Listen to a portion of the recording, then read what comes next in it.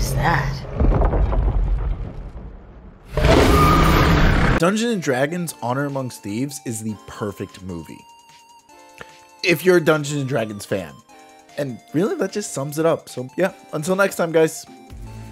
No, but for real, I fell in love with this movie. And even though it can be a little soft when it comes to the character development, everything else is absolutely wonderful. Dialogue, humor, action, camera work, lore, world building is all just top tier.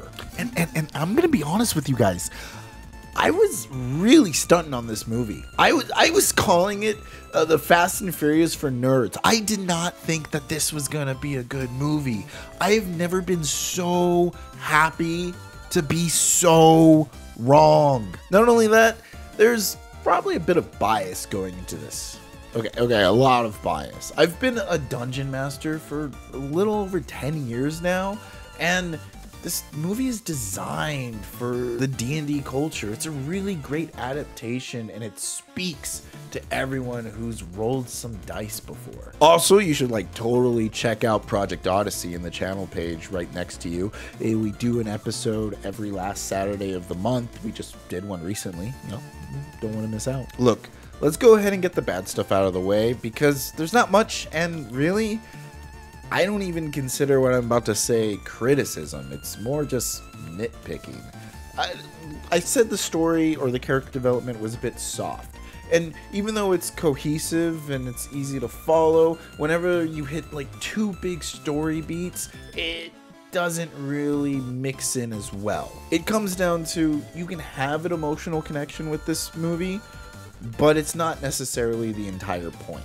And secondly, this one, again, more nitpicking, and this is really what put me off from the movie and had me having my doubts about it, was being a rule lawyer.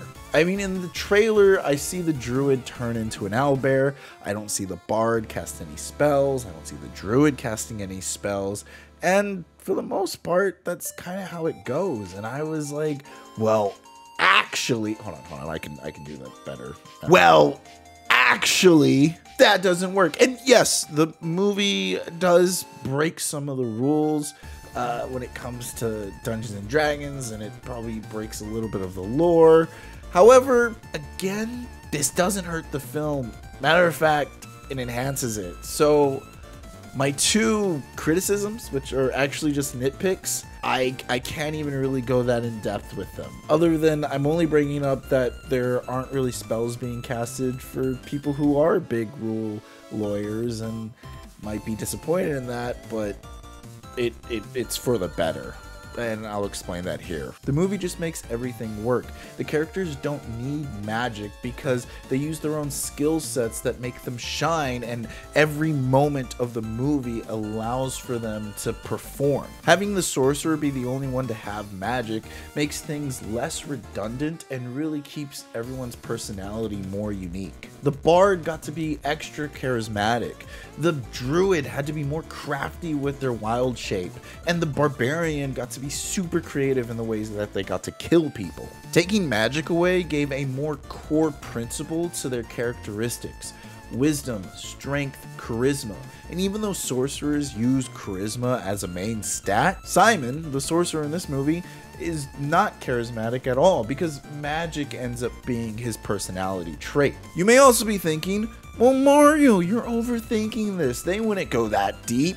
Oh, but they do. There are Easter eggs just brimming every corner of this movie. I'm talking from locations to all the set pieces to the creatures that you see to the dialogue that they say to one another. I mean, the plot is based off of a Neverwinter video game. There's even a cameo of a celebrity who plays D&D, but they're only on screen for 2 seconds.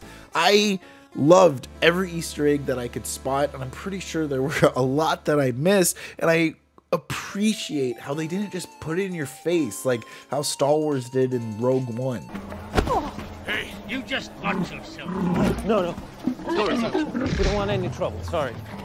It goes beyond just the things that are in the books and source materials, but to the point where even the references began to become meta, looking into the D&D community itself.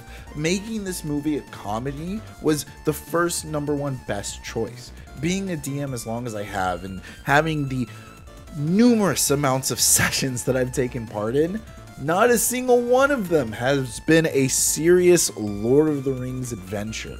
They've all been silly or wacky due to just the social nature of people playing with one another. This bleeds through the movie, where some of the characters' actions or reactions to things had me wondering, and I'm sure had other people thinking, hey, I know a player that would do something like that, or I've done something myself like that in a game. Which brings up another point. Whenever you get these books or you see these pictures of the Dungeons and Dragons adventures or the lore, the world building that's been created thus far, they really took and brought that imagination onto the screen. This felt like a high fantasy world that could exist or something that we've actually played in, because they've used so well practical effects. They even use old school practical effects, and they mixed in CGI to enhance everything that's you're looking at. The world is believable and stunning to look at. I know in the beginning I nitpicked the story, but it really is just simple. It's easy to follow, and if you've never played Dungeons and Dragons before, it's well thought out and explained to the point where this is just a fantasy adventure movie that is tons of fun and enjoyable to watch. So you can go into this with no previous knowledge or background in Dungeons and Dragons and completely follow along and understand what's happening. They don't spend crazy amounts of time exposition dumping. Every character is given a backstory so that you understand each one of their motives, and it gives them a likable feature for you to get attached to. Probably the best part about the plot or the story is how it subverts expectations, where we've definitely seen people fight a dragon before. The movie goes, well, have you seen them fight a dragon like this? Have you seen a spell be done this way? And to enhance that experience, they play with their camera a lot, spinning it around to make things more intense or amped up, turning it upside down to give us a feeling that something is wrong and not right here, or even just having it swing in a direction so we can feel the same sensation as the characters do. The camera is helping tell the story and convey emotions just as much as the actors in the surrounding area is, and it gives for just a better understanding of what's going on, even if you aren't fully aware of why you're feeling the way you're feeling. As for action, those of you who watch my reviews, you probably know how I feel about this kind of stuff. Also, subscribe and like the video. Sub goes a long way. Thank you. But you guys have heard me say how John Wick is the ultimate pinnacle of how action should be done.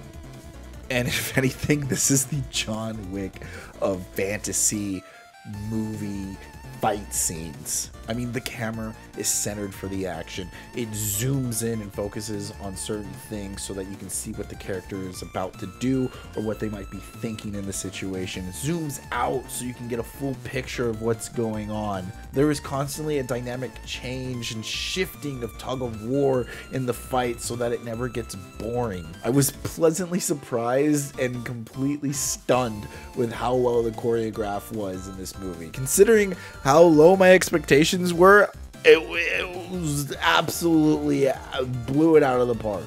I purposely made this a spoiler-free review so that no one had an excuse to click off of the video. I wanted everyone to absolutely know how awesome this movie is, and I definitely give it my recommendation whether you play Dungeons & Dragons or not.